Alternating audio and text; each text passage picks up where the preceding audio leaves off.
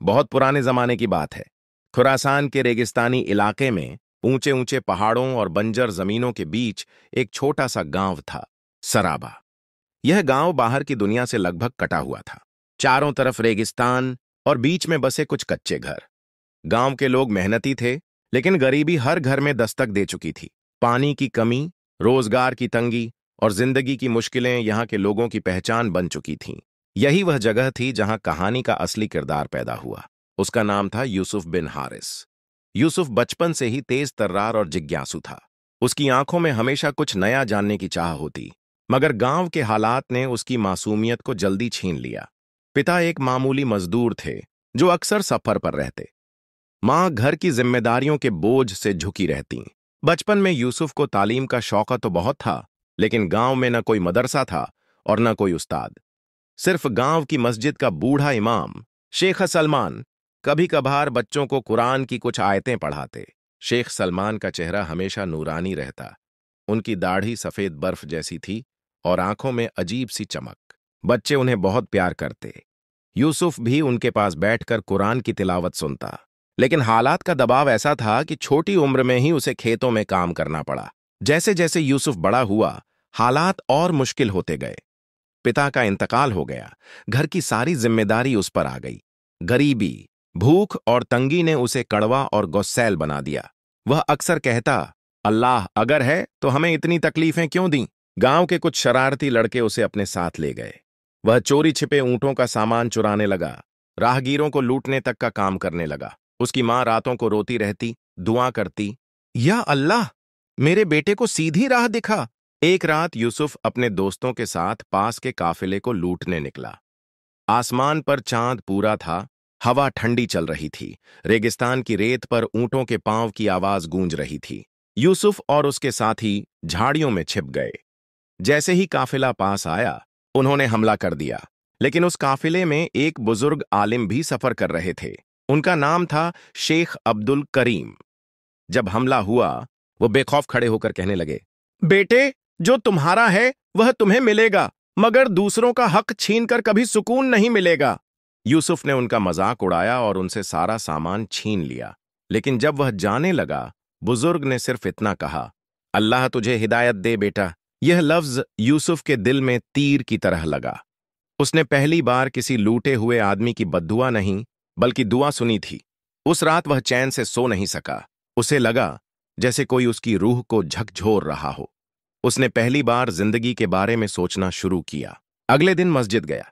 शेख सलमान ने उसे देखकर कहा, यूसुफ, दिल बेचैन है ना? अल्लाह का जिक्र ही दिलों को सुकून देता है। यूसुफ रो पड़ा। उसने पहली बार सजदा किया और दिल से कहा, या अल्लाह, अगर तू है तो मुझे माफ कर दे, मुझे सीधी राह दिखा। सुबह का वक्त था। मस्जिद के मीनार से अजान की सदा गूंज रही थी। सूरज की पहली किरणें रेगिस्तान की रेत पर सुनहरी चादर बिछा रही थीं। यूसुफ पहली बार दिल से अजान सुन रहा था। ऐसा लग रहा था कि ये आवाज सीधे उसके दिल में उतर रही हो। वो मस्जिद के दरवाजे पर बैठा था। आंखों से आंसू बह रहे थे। शेख सलमान नमाज पढ़ाकर बाहर निकले तो यूसुफ को इस हालत में देखकर उसके पास आए और नरमी से बोले, बेटा रो क्यों रहा है? क्या हुआ? यूसुफ ने रूंधे गले से कहा, शेख जी, मैंने बहुत गुनाह किए हैं। मैं लुटेरा हूं, लोगों का माल छीना है। अल्लाह मुझे माफ करेगा क्या? शेख सलमान के चेहरे पर दर्द और मोहब्बत का रंग था। उन्होंने उसके कंधे पर हाथ रखा और बोले, याद रखो बेटा, अल्लाह ताला की रहमत बहुत बड़ी है। वह तौबा करने वालों को पसंद करता है। कुरान में अल्लाह ने फरमाया, अल्लाह तौबा करने वालों से मोहब्बत करता है और पाक साफ रहने वालों को पसंद करता है। यह सुनकर यूसुफ का दिल हल्का हुआ। उसने ठान लिया कि वह अब गुनाहों की जिंदगी छोड़ देगा। लेकिन यह सफर आसान नहीं था। शाम को जब यूसुफ अपने घर लौटा, उसके दोस्त उससे मिलने आए। वह उसी पुराने गिरोह का हिस्सा था। अरे यूसुफ, आज तो तू गायब हो गया। आज रात बड़ा माल मिलने वाला है। चल तैयारी कर, एक साथी बोला। यूसुफ का दिल डोलने लगा। गरीबी, भूख और पुरानी आदतें उसे फिर खींच रही थीं। लेकिन उसने हिम्मत की और कहा, अब मैं ये काम नहीं करूंगा। मैं तौबा कर चुका हूं। उसके दोस्तों ने हंसते हुए कहा, अरे तू पागल हो गया है? ये सब बातें बूढ़ों को सूट करती हैं, हमें नहीं। चल छोड़ ये सब। यूसुफ का दिल फिर से कांपने लगा। ये वो पहला इम्तिहान था। लेकिन उसने दांत भींच कर कहा, मैंने ठान लिया है। चाहे जो हो जाए, अब मैं लूटपाट नहीं करूंगा। दोस्तों ने उसका मजाक उड़ाया, उसे कायर कहा, लेकिन वह चुपचाप बैठा रहा। उसकी मां दूर से ये सब देख रही थी और उसकी आंखों से खुशी के आंसू बह रहे थे। अगली सुबह यूसुफ फिर मस्जिद पहुंचा। शेख सलमान बच्चों को कुरान पढ़ा रहे थे। आओ बेटा, तुम भी पढ़ोगे? यूसुफ ने शर्माते हुए कहा। शेख जी, मुझे कुछ नहीं आता, मैंने कभी पढ़ाई नहीं की। शेख सलमान मुस्कुराए। कोई बात नहीं, तालीम हासिल करने में कभी देर नहीं होती। आओ, आज से शुरू करो। और यूसुफ ने उसी दिन बिस्मिल्लाह से अपनी तालीम शुरू की। वो उम्र में जवान हो चुका था, लेकिन बच्चों की तरह बैठकर हरफ हरफ पढ़ने लगा। उसकी आंखों में शर्म नहीं, बल्कि सीखने का जज्बा था। 1 महीने तक उसने पूरी लगन से कुरान के शुरुआती सफ़हात पढ़े। फिर एक दिन शेख सलमान ने उससे कहा, आज तुम खुद कुरान की एक छोटी सूरह पढ़ो। यूसुफ कांपते हाथों से कुरान खोला। उसकी आवाज में कंपन था, लेकिन दिल से पढ़ा। कुल हुवल्लाहु अहद, अल्लाहुस समद, लम यलिद वलम युलद, वलम यकुल लहू कुफुवन अहद, सूरह अल इखलास। ये तिलावत सुनकर उसकी आंखों से आंसू बह निकले। ऐसा लगा जैसे हर लफ्ज दिल के जख्मों को मरहम दे रहा हो। शेख सलमान ने प्यार से कहा, यूसुफ, कुरान दिलों का इलाज है, यही किताब तुम्हें बदल देगी। यूसुफ की मां अब उसे रोज मस्जिद जाते देखती। वह सजदे में गिरकर अल्लाह का शुक्र अदा करती। या अल्लाह, तूने मेरे बेटे को बचा लिया।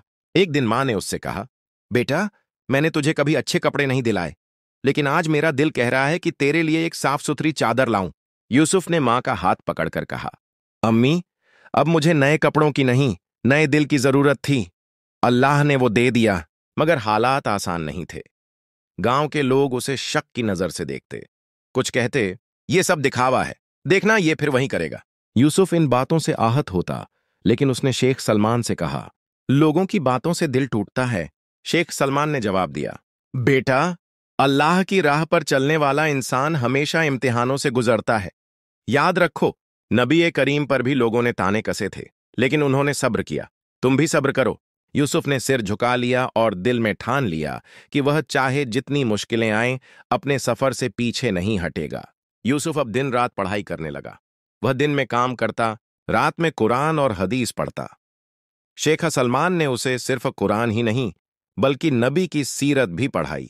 जब उसने यह सुना कि नबी ने अपने दुश्मनों को भी माफ कर दिया था, तो उसका दिल पिघल गया। उसने ठान लिया कि अब वह अपने पुराने गुनाहों का बोझ हल्का करेगा। एक रात उसने मां से कहा, अम्मी, मैंने जिन लोगों का माल छीना है, मैं सबको लौटाना चाहता हूं। मां की आंखों में आंसू आ गए।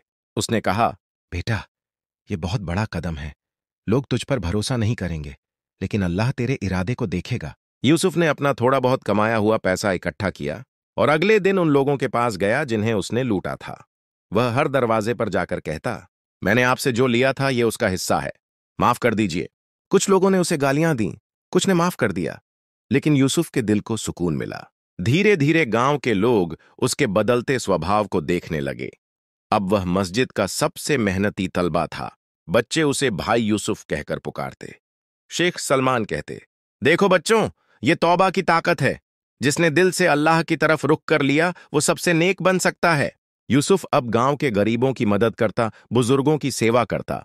लोग उसे देखकर कहते, ये वही यूसुफ है जो कभी लुटेरा था।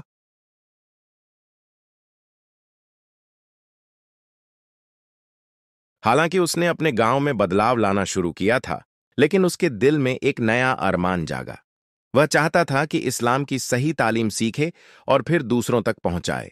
शेख सलमान ने उससे कहा, बेटा, अब तुम्हें बड़े उस्तादों से इल्म हासिल करना चाहिए। खुरासान से आगे बड़े मदरसे हैं, वहां जाओ। यूसुफ की आंखों में चमक आ गई। उसने ठान लिया कि अब उसका सफर गांव से बाहर होगा।